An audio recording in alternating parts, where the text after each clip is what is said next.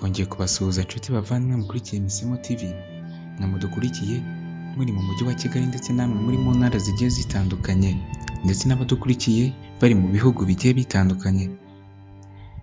Twafashe uyu mwanya kugira ngo dutembere hamwe na hamwe mu baturage bagiye batandukanye bafite ibibazo bakeneye gufashwa. Uyu munsi twatembereye mu gace kamwe ko mu mujyi wa Kigali ahazwi nko mu murenge wa Nyakabanda. Aha ngaha twahageze tutajyanywe n'ubusa, ahubwo tujyanwe n'umubyeyi wadutabarije, dore ko akeneye ubufasha ngo imitungo yari afite ndetse n'ubushobozi bwe yageze aho burashira bitewe n'uburyo yitaga kuri uwo mwana ufite ikibazo.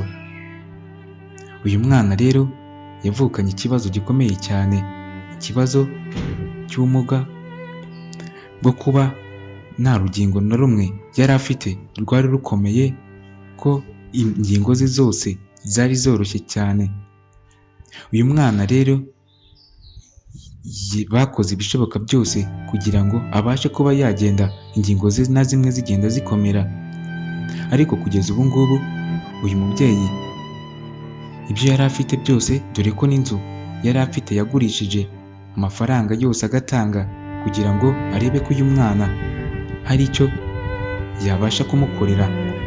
Ubu ngubu tuvugana uyu mwana bimwe na bimwe kuri we byagiye bikemuka, ariko ubu ngubu hari ibindi bigikomeye cyane. Niyo mpamvu twahisemo kumwegera kugira ngo tuganire nawe ndetse agire n'icyo yisabira abadukurikiye. Gufasha biva mu mutima kandi ubumuntu nibwo buranga abantu. Fasha kuko uyu munsi ukwiye gufasha. Iyi ni Imisemo TV, aho tuzatugenda tubagezaho ibiganiro biba bigiye bitandukanye. Turashimira mwese rero muba mukomeje kubana natwe umunsi ku munsi kugira ngo ibiganiro byacu bikomeze kugenda bibageraho mwese.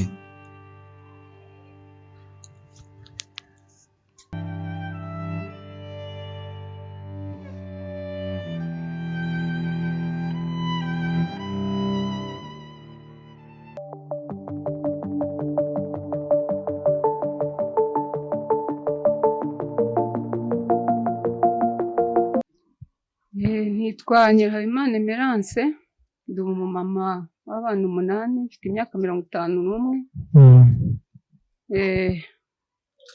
Ntuye muri Kimisagara, umurenge muri Nyakabanda, umurenge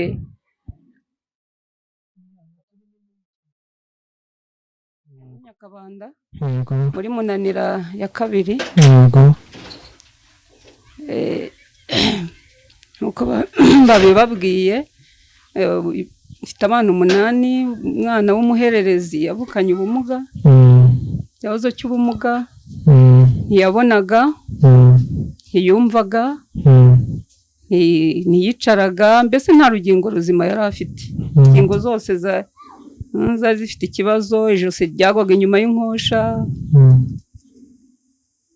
mbese ntiwamunoshaga ngo yumve, yari nk'igipupe pe, waramunoshaga ntiyikubaganyaga. Ariko naje gutera intambwe, ndemera ngurisha buri kimwe nari mfite, nkurikirana uwo mwana. Ubu aho ageze rwose ni ahantu hashimishije. Ubu ntiyabonaga arabona, ntiyumvaga arumva, ntiyagendaga aragenda. Mu bwonko bwe niho hafite ikibazo, ntabwo hakangutse. Ni ukuvuga ngo iyo aramutse agiye asohotse akagenda, kugira ngo azagaruke azamenye iyo yavuye, aba ari ikibazo. Bisaba kujya gushakisha, cyangwa se abaturage bamuzi bakaba bamungarurira. Nkaba nasabaga abandi bamama rero muri rusange bafite abana babana n'ubumuga. Hari ababakingirana mu nzu, hari abihebye bazi ko rwose niba avutse ameze gutyo aba ari ikibazo gikomeye cyane, aba atazavamo umuntu w'agaciro. Kandi mu cyizere nabaha nkurikije uko uwanjye yari ameze, rwose nababwira ko bagomba kugira icyizere, bagashyiraho umuhate mu bushobozi bafite, bakita kuri uwo mwana. akumva ko ari umwana nk'abandi. bijya kuza byaje gute?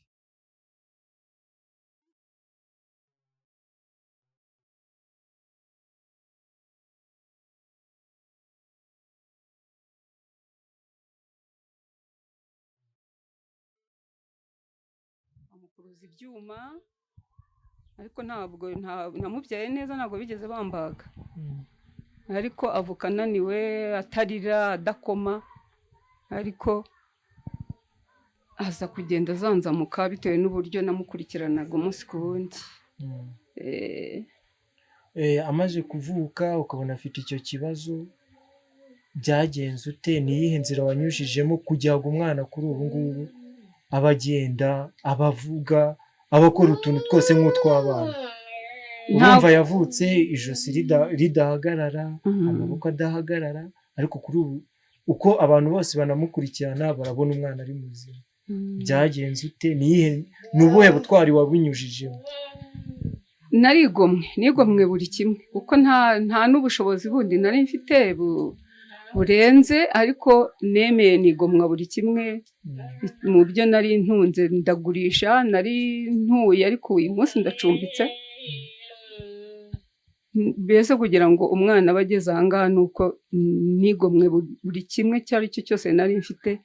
Abanyeshuri bigaga bamwe barahagarara ku ishuri kugira ngo uyu nguyu umukurikirane agere aho ava n'ahagera, kuko numvaga ko kutamukurikirana aribwo nahura n'ingorane zikomeye kurenza uko namukurikirana, kuko ni umwana ushobora kuvuga uti nuko ameze gutya ejo ashobora gupfa, ariko ntibibe uko ubitekereza. Utamuvuza akituma aho aryamye, bikagusaba kumukura mu nzu ukamushyira hanze ku kazuba, ukongera ukamuterura cyangwa se ukamuhindukiza, ukabona ari byo bikomeye kurusha uko wakwigomwa ugatanga buri kimwe cyose, ukemera ukagitanga kugira ngo umuvuze agere aho ava n'ahagera.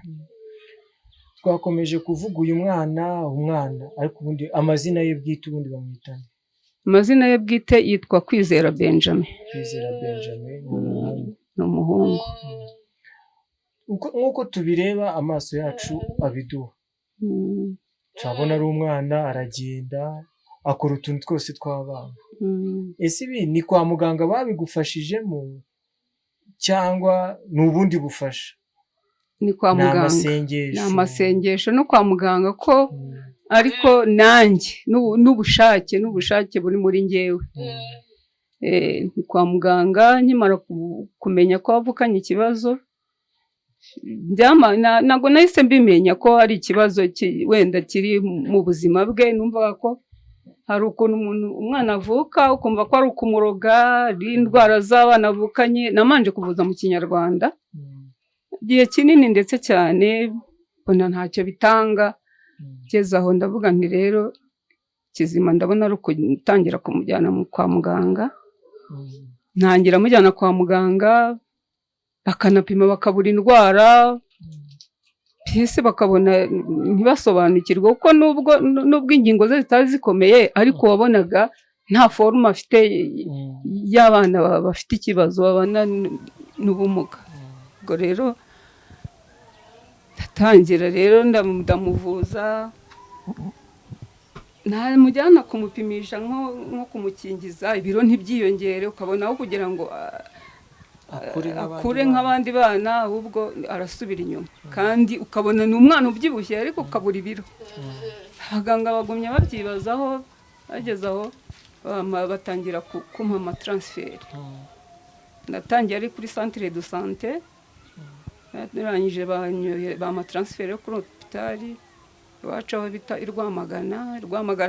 Banyohereza i Gahini, aho bita i Gahini nahabaye amezi 5.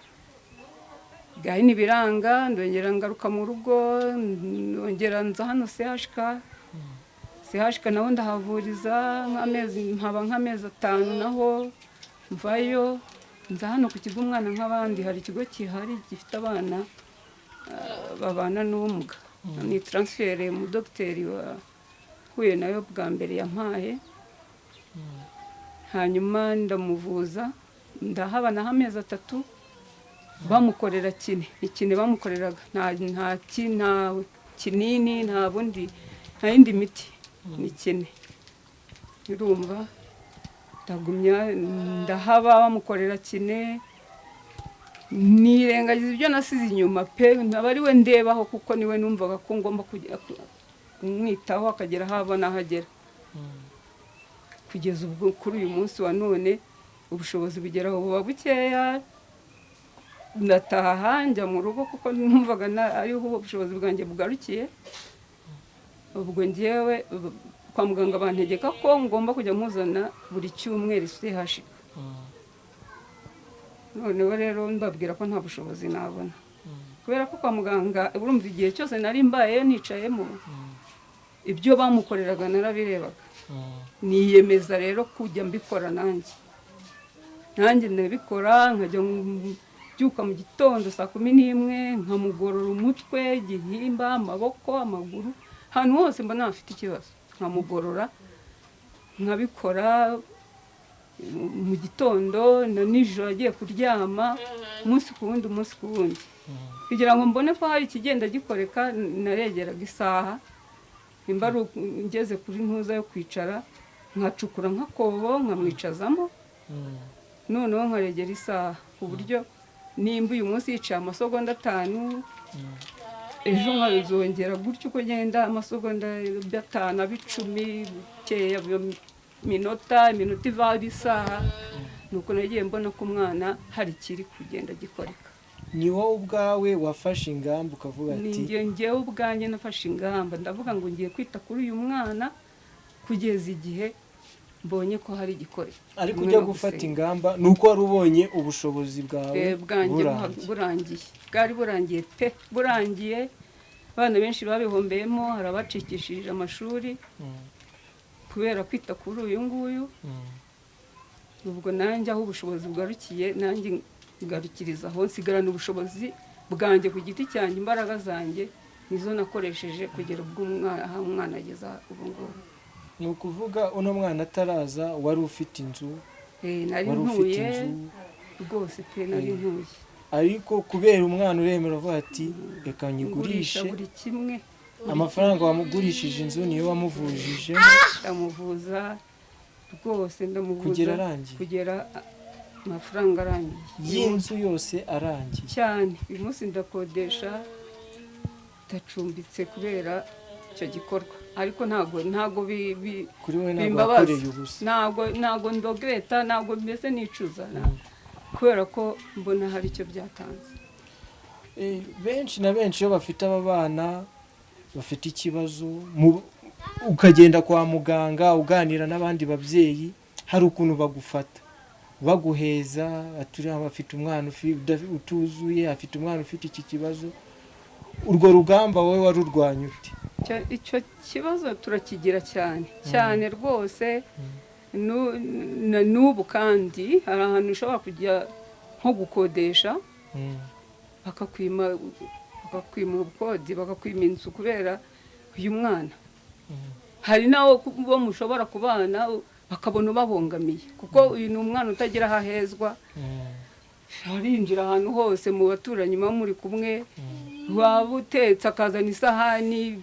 abantu bateye bitandukanye ntabwo abantu bishimira cyangwa bashimishwa n'ibintu kimwe bakamwinuba ko yaba afite umuturanyi yaba afite nk'abashyitsi akajya kubavundira kubavogera hari abatishimishwa n'ibyo mbese muri ubwo buryo ugasanga bakwimye nk'icumbi kubera ufite umwana ufite ikibazo warwanya urugamba rukomeye ni ukuvuga niyo ugiye gukodesha ubu ntiwakodesha ahantu inzu itari mu gipangu ntabwo bishoboka ibyo ngomba gukodesha ahantu hakinze nkahora ncungana nawe kugira ngo adasohoka ngo agende kuko iyo agiye aragenda nkamubura ngahangayika cyane turumva ni urugamba urwanya rukomeye kandi runababaje kuko hari ababyara abana nk'aba bamwe bakabata no muri tuwarete cyangwa akamuta nyine agatoragurwa n'abandi cyane benshi ababyeyi benshi aribo nshaka no kugira inama barabakingirana kenshi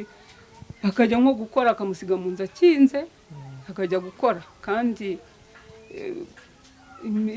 habaho impanuka nyinshi, ashobora guhura n'impanuka y'umuriro ari mu nzu, ashobora guhura n'ibindi byamwangiza byamukomeretsa, ariko ibyo barabyirengagiza nyine bakamukingirana mu nzu bakagenda. Ariko ni ukuvuga njyewe iyi saha simbasha gukora kubera uyu mwana, mba mpari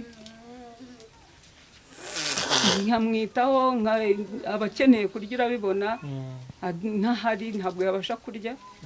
Abandi bana baba bagiye ku ishuri, mfite na papa we niwe ubasha gushaka ibidutunga twese. Urumva akaboko k'umuntu umwe twakabaye dukora turi babiri ni ikibazo. Abanyeshuri hari abari muri segonderi, urabyumva nawe, hari abari muri pirimeri, hari abacikishirije.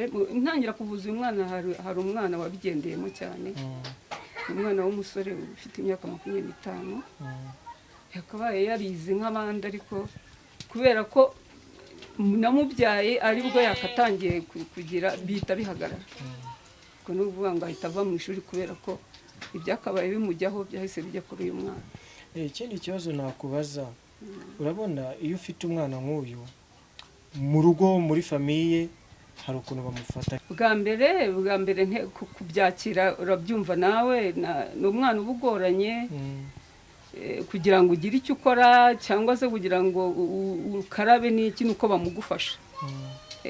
Bwa mbere bamanza kubyinubira, ariko bagenda uko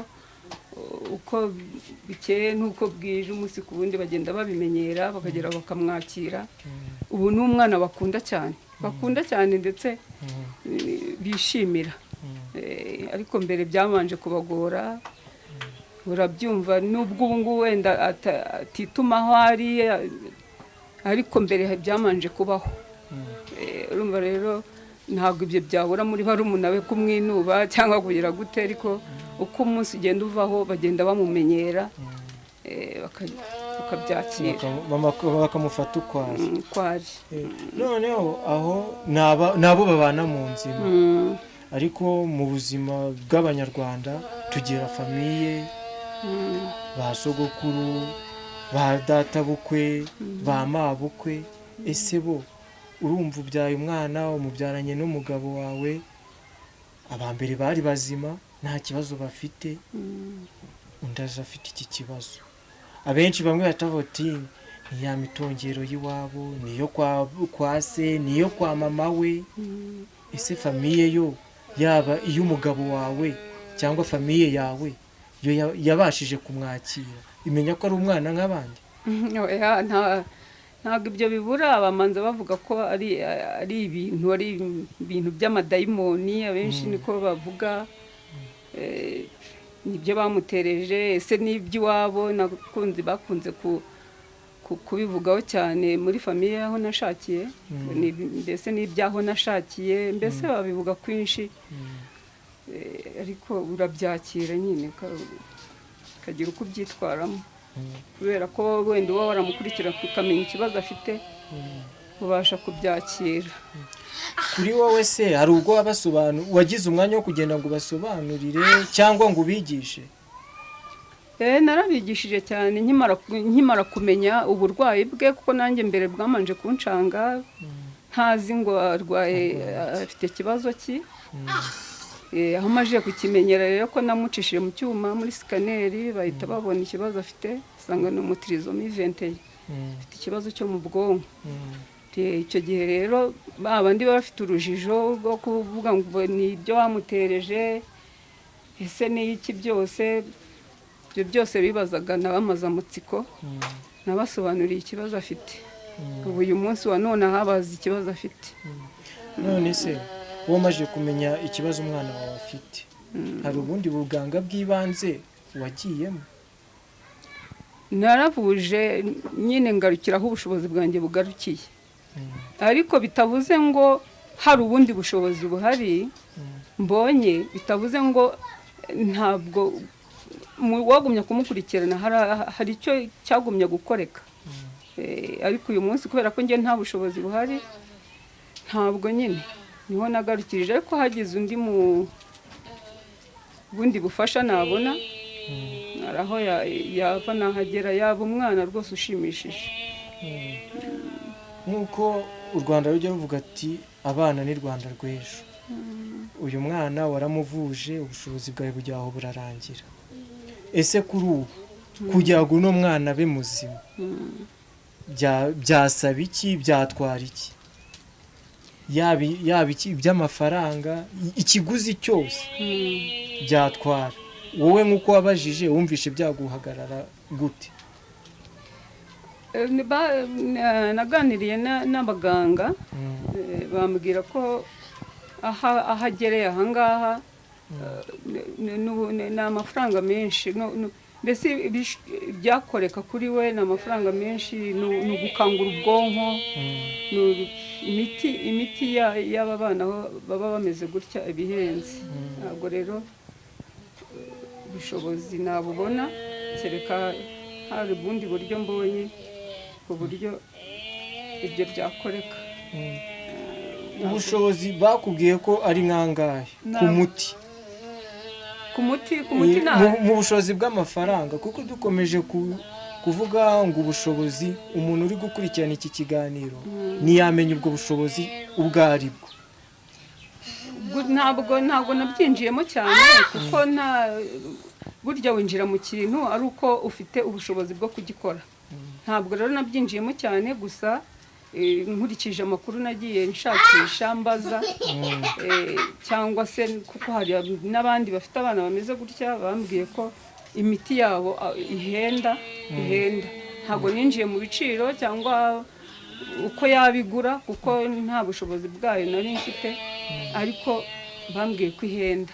ntabwo rero uyu munsi navuga ngo ni igiciro iki n'iki, kuko ntabwo nigeze mbyinjiramo ngo menye ni ikihe giciro bisaba kugira ngo agera aho ava n'ahagera, ukurikije aho ageze ubu ngubu.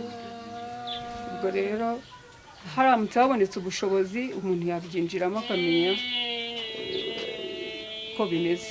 ntabwo nigeze mbaza imiti yamuvura igiciro cyayo. amakuru make mfite, abana bafite ubumuga nk'ubu ngubu hari ibigo by'amashuri bibakira bakagerageza uburyo bwose bashoboye bwo kubakangura ubwonko. ese ibyo bigo waba warashakishije amakuru yabyo? ese ujya ushakishije amakuru bakubwiye ko ibigo by'amashuri by'aba bana bihagaze uti? narabarije cyane, kuko no mu byo nshaka nicyo kintu numva nshaka, ko aramutse abonye ikigo,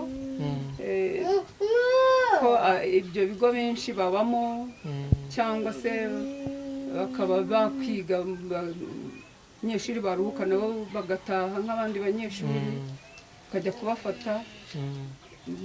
dore ko byanamfasha kugira ngo nawe ngire icyo nikorera, cyangwa se ngire icyo mfasha abandi bana. icyo naracyifuje cyane, ngerageza kubaza kugira ngo numve aho bihagaze. nk'aho ngaho narangije kumubuza ku kigo umwana nk'abandi. icyo kigo kirahari, bambwiye ko ku gihembwe ari 150. hari n'ahandi nabajije bambwira ko ari 180. bo babasanga aho bari n'imodoka, bakabafata bakabajyana, bakongera bakanabacyura. tanga 180. iyo bamucyura gutyo, yabamo bigera mu 150. ngira ngo ni ibyo bigo bibiri nabashije kubaza, ariko hari n'ibindi kuko ntabajije amakuru yacyo. nawe nkawe w'umubyeyi we, kuri ubu ngubu icyifuzo cyawe wasaba leta cyangwa n'umuntu wese udukurikiye ukurikiye iki kiganiro ni ikihe?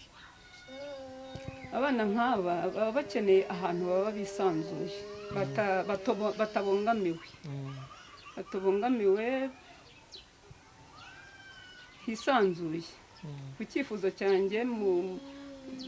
cyanjye nakwifuza ahantu naba namurerera hisanzuye, hatari abamwinuba, mbese nanjye bikangiraho ingaruka. kuko iyo mbanye n'umuntu ahantu nkakodesha ahantu hari abandi bantu, akamufata uko ntakabaye mufata, birambabaza cyane. ariko burya iyo uri iwawe ugira uko umufata, mbese ubigira uko umufata, ariko iyo uri mu bandi urabona nk'ahantu turi famiye nini, urasohoka ugakubitana n'abandi, hari n'abamukubita rwose bakamukangara bakamukubita, ariko nyine ukabyihanganira. Byiza rero byamfasha cyangwa se byanshimisha ni ukubona ahantu namurerera nkumva ko atekanye.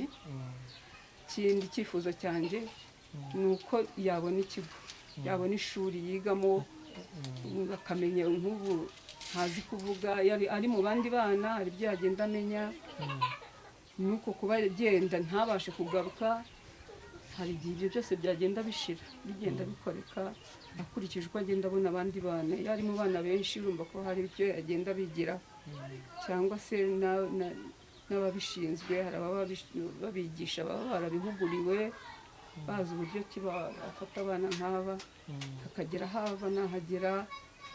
Ndahamya neza ko kandi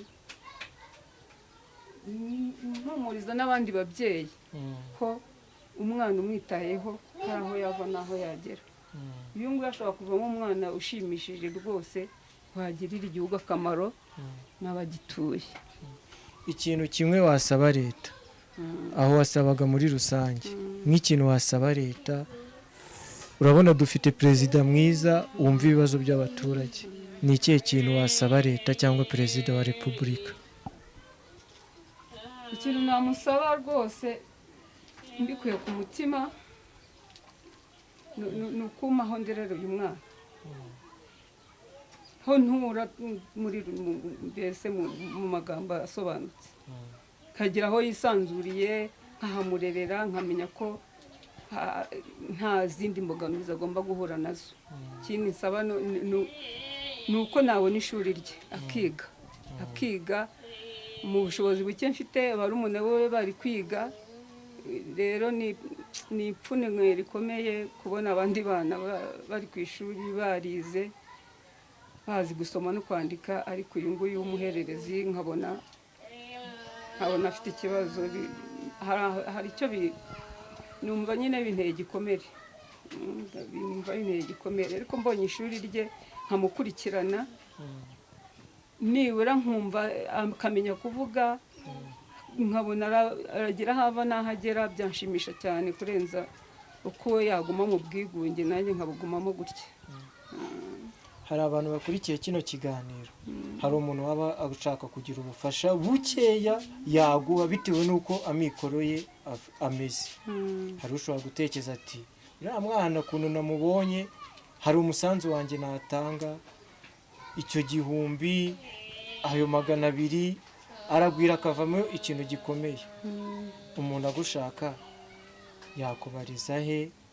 Umuntu ashaka kugira icyo akoherereza nk'umunyarwanda ukurikiye iki kiganiro tugiranye, ashaka kugira icyo akoherereza yabicisha he? Yabicisha kuri nimero yanjye ya telefone, mba muri momo zose, ngira amanimero 2 nayabaha. Noneho rwose abo bagira neza baba bafite umutima wo gufasha, bose Imana yabibahembera, kandi nanjye nabashimira. Nazibaha noneho bagacishaho icyo bumva bafasha umwana babikuye ku mutima.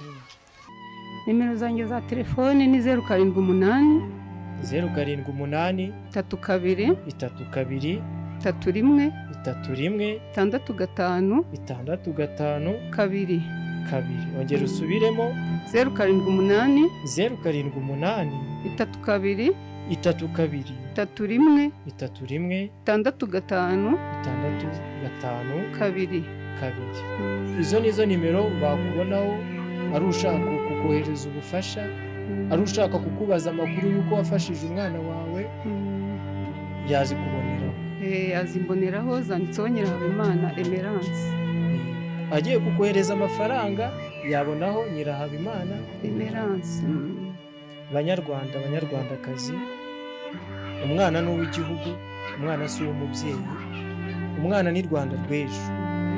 Umuntu wese wumva ufite umutima wo gufasha, umuntu wese wumva ko inshingano z'uyu mwana zimureba, twebwe ubushobozi bwacu twabukoze, twamweretse abanyarwanda, n'ubundi bufasha twabona twaza tukamureba, twebwe tuzi aho ari, tuzi aho atuye, ariko wowe uri mu ntara, wowe utuye impande z'isi zose, uno mubyeyi arakubwira ko abyara uno mwana yari afite inzu yubatse, ariko kuri ubu ngubu arakodesha. Ntabwo akodesheje kuko yishimye, nta nubwo akodesheje kuko ayoboye ko abandi batunze amazu, ahubwo nuko yashatse gukurikirana umwana we. Aho ageze yarananiwe, yakoze ibishoboka byose, aho yemeye kumwivurira ubwe, agacukura umwobo akajya amwicazamo kugira ngo arebe ko umwana yaba muzima. Ibyo yakoze nibyo bigoranye. Ndakeka ko munyarwanda aho wicaye n'aho uri ubu ngubu aho umwana ageze ni ikintu kimwe. Yavuye ku ngingo zose nta kintu zari zimaze, ariko kuri ubu ngubu ingingo zose zimwe na zimwe zirakora, si ibyo ubwonko. Munyarwanda, we kuba wabyaye abana bazima hari icyo wahaye Imana? Aha ni umukoro wa buri wese yuko hagira ufasha uno mwana. Ni njyewe, ni wowe. Ndumva nimero yazitanze, ushaka ubundi busobanuro, aho akodeshereza, kwishyura inzu ni ibibazo, kurya ni ikibazo. Tumukize imbere y'amaso yanyu, tumushyize imbere y'ubushake bwanyu. Wowe nk'umutima wawe ufasha, wowe ushaka gufasha, nguyu nimero ze ngizi hano kuri screen turazibereka. Ahandi fasha ku isi, mu ijuru azirwariza.